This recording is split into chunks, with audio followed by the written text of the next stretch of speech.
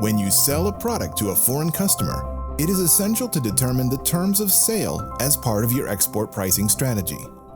Many businesses use Incoterms, which are internationally recognized commercial terms.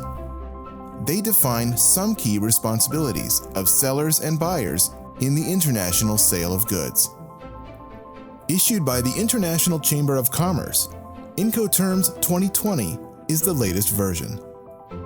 This video will help you understand Incoterms, but does not provide full definitions or legal advice. Conduct your own due diligence and get help from a lawyer or freight forwarder as needed. Each Incoterm is expressed as a 3-letter acronym with the place of delivery. Incoterms are a tool to specify who is responsible for paying for and managing various elements of the shipping process, including transportation of the shipment, including loading, unloading, and terminal charges, cargo insurance, export clearance, including export and security documentation, and if required, an export license, export formalities such as packing and pre-shipment inspections, customs clearance and import documentation, including an import license if required, import duties and taxes, and cargo unloading and delivery to the agreed-upon place. Incoterms also define when the risk of loss or damage to goods transfers from the seller to buyer. There are other risks to consider in an export transaction, including liability for export compliance obligations and the cost of a potential customs delay.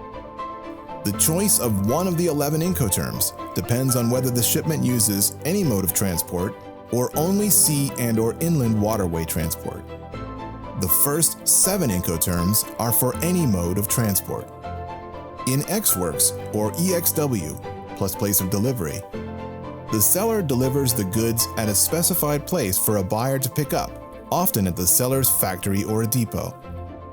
The seller is obligated to help with documentation and security requirements, but the buyer is responsible for the automated export system filing and export compliance. However, exporters should know that under U.S. law, they are still liable for correct export documentation and clearance. For that reason, U.S. sellers should consider providing the export paperwork directly or using another Incoterm.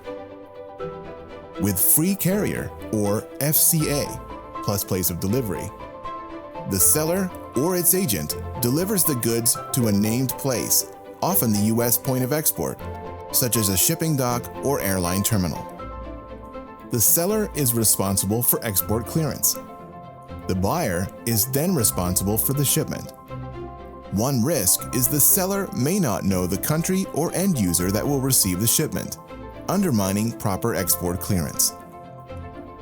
In carriage paid to, or CPT, plus place of destination, the seller manages the cost and process to ship to the foreign destination point of importation. However, the risk for loss or damage transfers to the buyer at the U.S. export point. For that reason, some buyers may not agree to this term.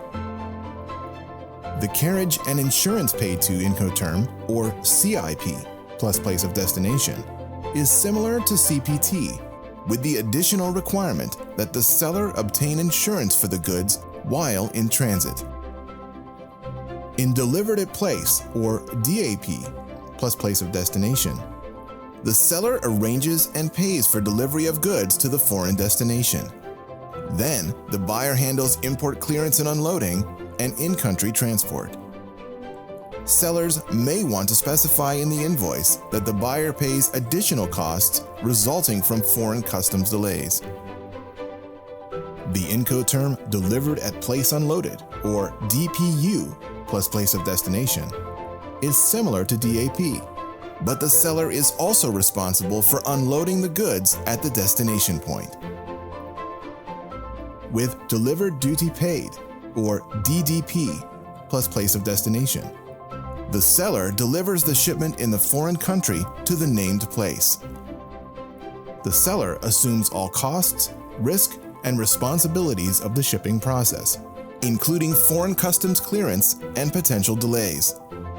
The sales contract can state who was responsible for unloading the goods at the destination. The 4 remaining Incoterms are used when the transportation only involves sea or inland waterway transport. In free alongside ship, or FAS, plus port of loading, the seller delivers the goods to a U.S. port where the buyer's vessel is located. The seller is responsible for export documentation and clearance. FAS is typically used for bulk or non-containerized shipments. With free on board, or FOB, plus port of loading and vessel, the seller delivers the goods when they are on board the shipping vessel. The seller is responsible for export documentation and clearance, but may not receive the bill of lading since the buyer pays those fees. The seller is also responsible for costs such as terminal charges and risk while the goods wait at the pier for loading. In cost and freight, or CFR, plus port of destination, the seller delivers the goods and risk transfers when they are on board, but the seller also pays for transportation to the foreign country's port.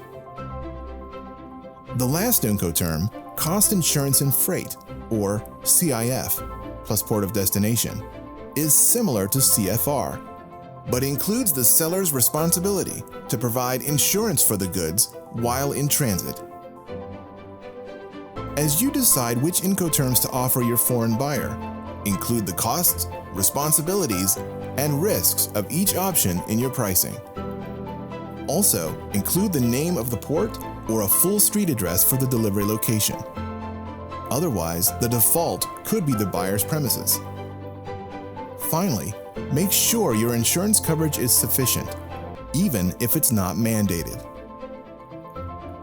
While Incoterms define many aspects of the shipping process, they do not address all sale conditions, identify the goods sold or contract price, include the payment method or timing, specify when title transfers to the buyer, specify documents the seller provides for the foreign customs clearance process, or address liability or dispute resolution if goods are not provided according to the sales contract.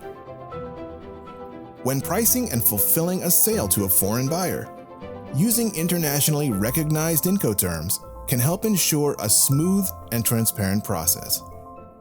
For more information, visit the International Chamber of Commerce website at iccwbo.org.